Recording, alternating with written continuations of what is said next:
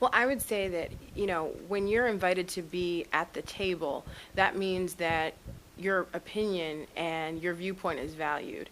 And I think it's an amazing opportunity for the Allegheny Conference to engage over 250 young people and say, what do you want us to focus on? Listen, and then actually put those words into action. And that's key.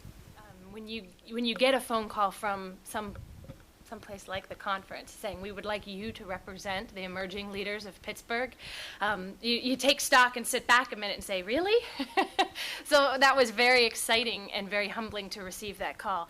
I would like to see the idea of mentorship and sponsorship become more of a real practice instead of just verbiage that we use. I think that the seasoned professionals in this region definitely have a wealth of knowledge, and now it's time for them to pass that baton. So I would like to see a program where we can actually partner with some of the executives and as emerging leaders, and start to work on the real problems of Pittsburgh. We talked about it being the most livable city, but identifying a livable city for whom? Is it working with the established leaders on workforce development?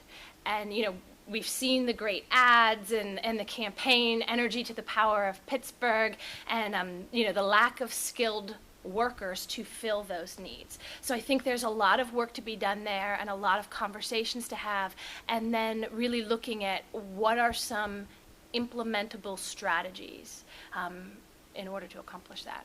The statement that I say most often to my counterparts that live all over the country is it's really easy to be a big fish in a small pond in Pittsburgh.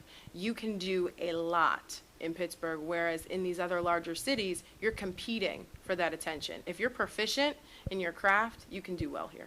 So when I talk with people outside the city, one of the things that I really focus on is this sense of community, and that it's a great place to raise a family.